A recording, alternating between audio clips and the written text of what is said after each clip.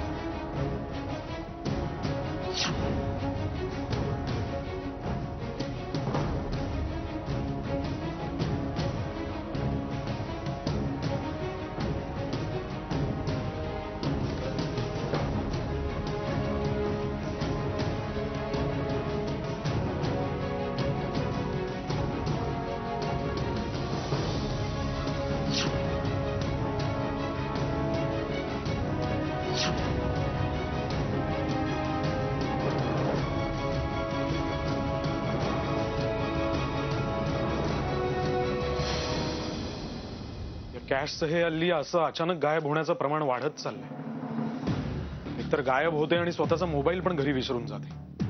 शे कॅश, अगं काय, कुठे होतीस, कुठे तू? मला गरज वाटत नाही तुझ्या कुठल्याही प्रश्नांची उत्तरं द्यायची। काय? एक मिनिट, मला सांग, एवढ्या रात्री कुठे गायब झाली होतीस तू? मला किती काळजी वाटत होती तुझी। आत्महत्या करायला गेले होते। काय? हो, आणि कंटाळा आला म्हणून परत घरी आले।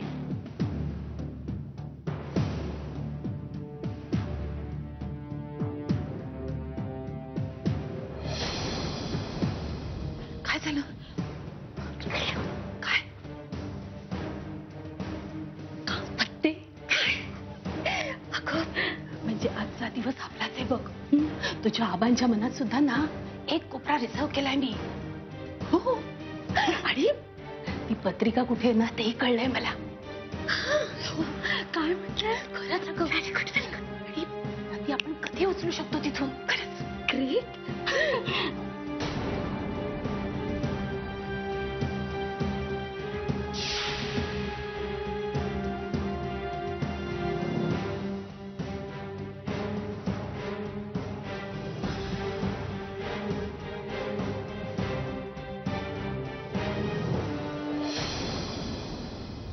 शी is perfectly all right now. हे बघा, आता त्यांना विश्रांतीची गरज आहे आणि मला असं वाटतं की त्यांचं वय पाहता त्यांनी विश्रांती घेणं हे त्यांच्यासाठी बेटर। आणि या सगळ्या दगदगीमध्ये तुम्ही पण खूप थकलेली दिसताय, खूप धावपळ झाली तुमची।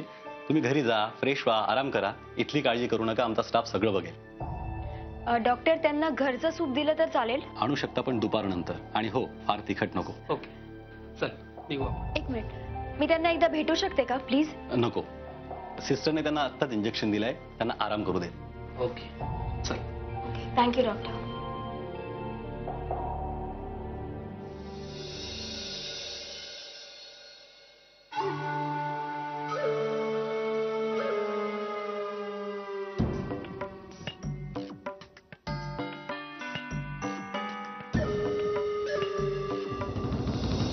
मीरा, हॉस्पिटलमधून आलात? कशा आहेत त्या? गायत्रीजी बरे आहेत?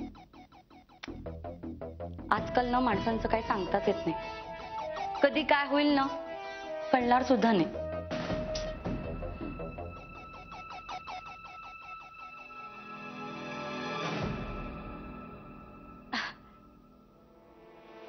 अजून त्या तिथेच आहेत का हॉस्पिटलमध्ये?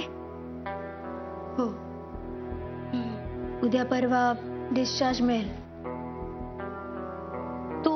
भेटली होतीस का यायच्या आधी त्यांना? नाही, त्याने इंजेक्शन दिलं होतं. डॉक्टर म्हणाले झोपल्यात त्या, म्हणून मग आम्ही तसेच निघून आलो. ओके. तू फार दमली असशील, जा फ्रेश हो आणि आराम कर. मी तुझ्यासाठी चहा घेऊन येते.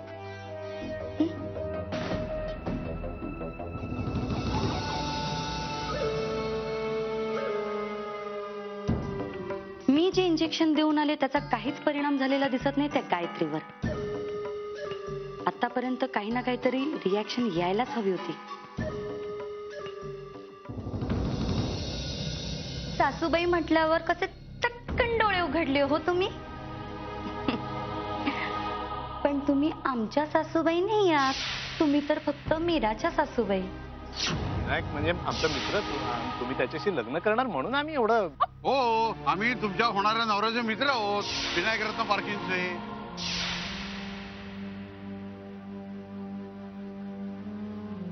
बोल, काय आशीर्वाद देऊ तुला? मला सासू हवी. इतक्या आतुरतेने तू सासूबाईंची वाट बघतेस, जसं काही घरात सासूने आईच येणार आहे. तसंच समजा. ठीक आहे, मी तुला आशीर्वाद देते. तुला तुझ्या मनासारखी सासू मिळेल हो. आणि समजा माझा आशीर्वाद नाही फळला तर मी तुला मदत करीन. खरंच?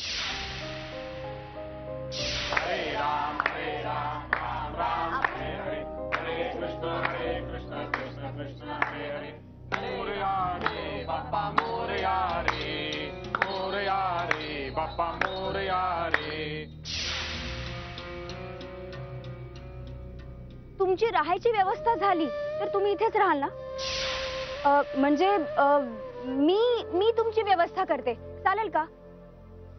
तू काय व्यवस्था करणार ग? आमचं जुनं घर आहे, रिकाम आहे, छान आहे, स्वच्छ ठेवलेलं, तुम्हाला आवडेल. आणि तुम्हाला कोणी जा पण म्हणणार नाही तिथून. क्या बात आहे सासूबाई, काय फुल प्रूफ प्लान आखला होता हो तुम्ही. ती ऍक्टिंग पण किती सुंदर होती हो तुमची. मी घेते. काय करतेस तू? सोडा काय सोड? अहो फार जड नाहीये. पण मला जड जाते ना, कोणीतरी मला अशी मदत करते ते. सोड बघू, मला सवय नाहीये ग मीरा, मला फार ऑकवर्ड फील होते. सोड. का ऑकवर्ड कशाला वाटायला पाहिजे? नाही म्हणून सुद्धा तुम्ही पैसे ऑफर केलेतच ना. आबांना स्पष्टपणे बोललात, काय ते व्यवहाराचं बघून घेऊया, मग कशाला ऑकवर्ड फील व्हायला पाहिजे? इतका पैसा खर्च केला ते काय उगाचच? तुम्ही खूप घाई करता असं वाटतंय मला. थोडं थांबा नाही ते. तू किती रडतेस? तुझ्याकडे बघून काय वाटतं माहितीये? सासरी भेटायला आलेली आई परत जाताना मुलगी जशी रडते ना, तसं चाललंय तुझं. पाणवलेल्या डोळ्यांनी मीरा तुम्हाला पाहते काय? आबा आणि ऋषिकेश हसऱ्या चेहऱ्याने तुम्हाला पाहतात काय? काय फॅमिली पिक्चर बनेल नाही का?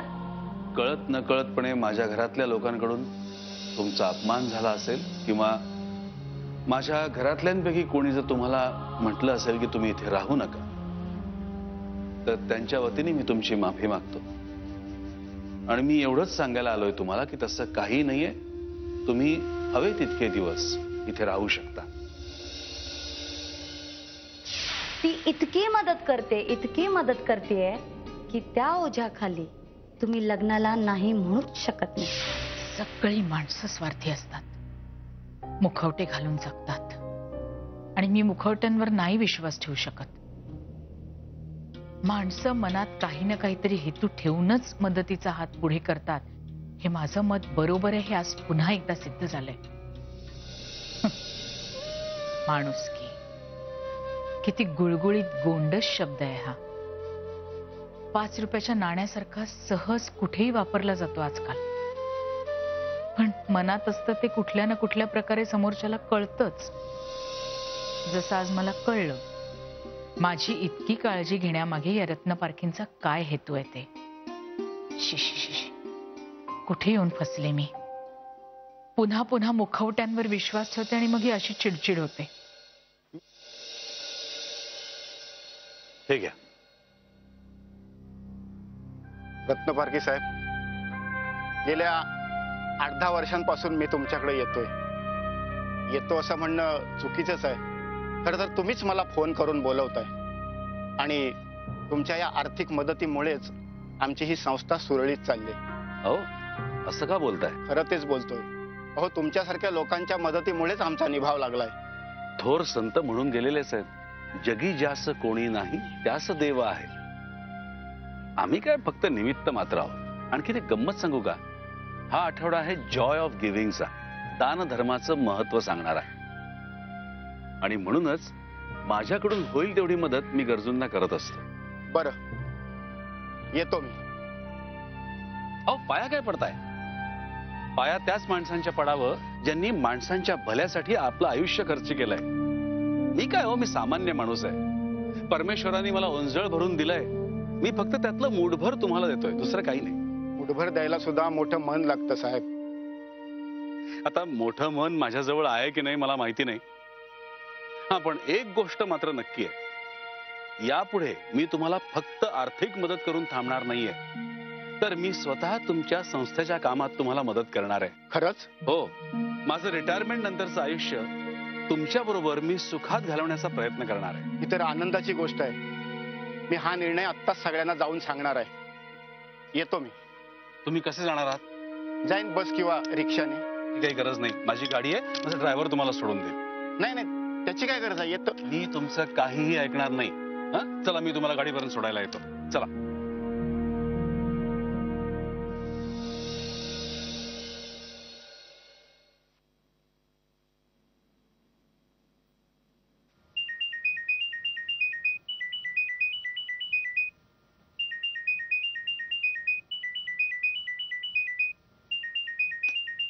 Hello, can I speak to Mrs Meeraratna Parkhi? बोलते. मी सिटी हॉस्पिटलमधून डॉक्टर देवास्कर बोलतोय. हा डॉक्टर बोला. सॉरी मॅडम, तुम्हाला एक बॅड न्यूज द्यायची आहे, गायत्री देशमानेंबद्दल.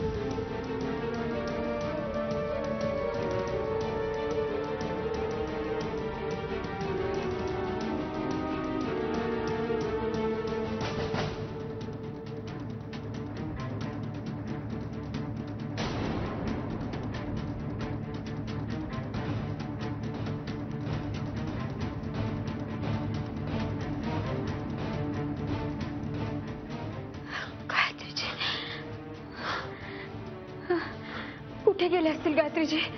हा ऋषी. मीरा, आपल्याला हॉस्पिटलमध्ये चौकशी करावी लागेल.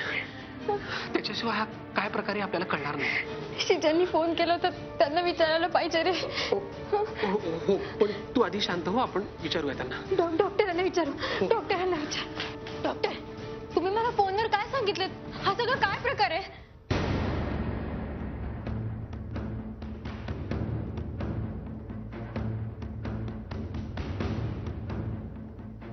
सापडत नाहीयेत?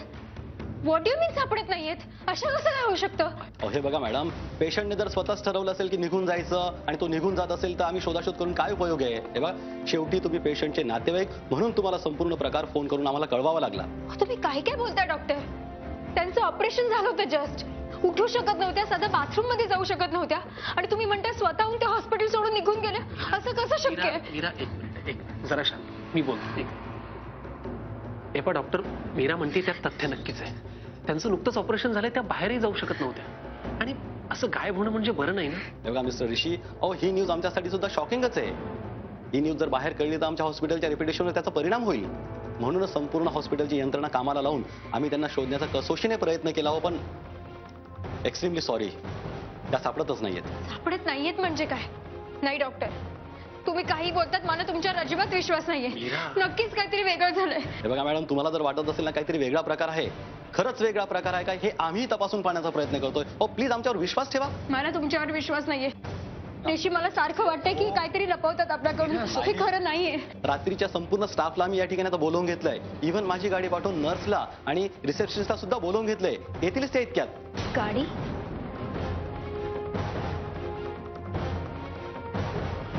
गाडी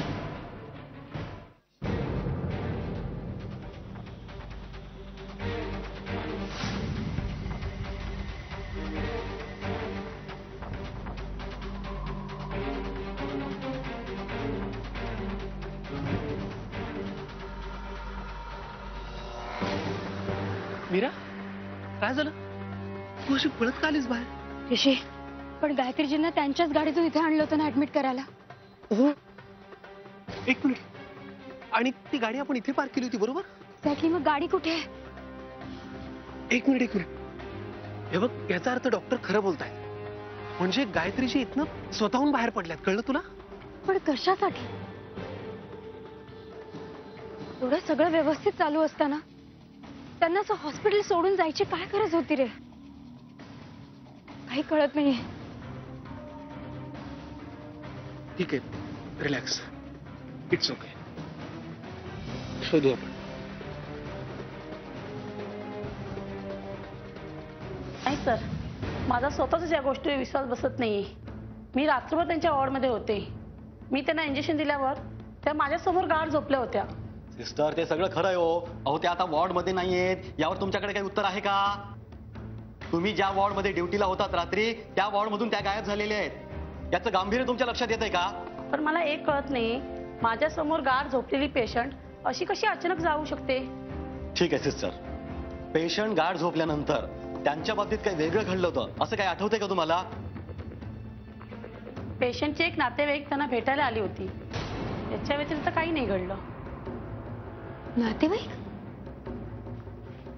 कोण होती ती बाई? पेशंटची नातेवाईक होती, एवढंच माहिती आहे मला. नातेवाईक? अहो कसं शक्य आहे? त्यांना कोणी नातेवाईक नव्हती. बरं, त्यांचं नाव काय होतं आणि काय रिलेशन होतं त्यांच्याशी? ते माहित नाही. तुम्हीच म्हणाला होतात ना, तुम्ही इंजेक्शन दिलं होतं, त्या गाढ झोपल्या होत्या. मग अशा वेळेला कोणी बाहेरचं कसं आत येऊ शकतं? तुम्ही का सोडलं आत? बाहेरूनच वॉर्डमध्ये सोडल्यावर आम्ही काहीच करू शकत नाही. मला एक सांगा, काल व्हिजिटिंग आवर संपल्यानंतर तुम्ही आत कुणाला सोडलं होतं का?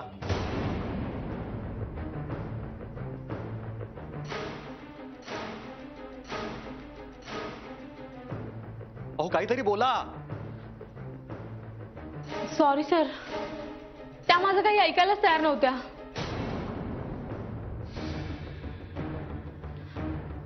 खूप गयावया करत होत्या आणि म्हणूनच मी परवानगी दिली.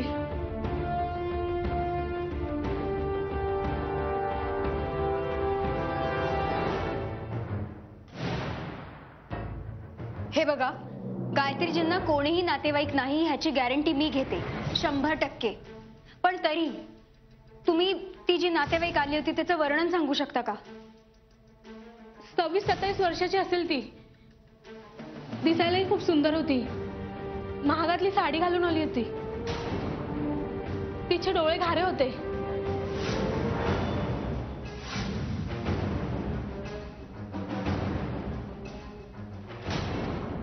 सासूबाई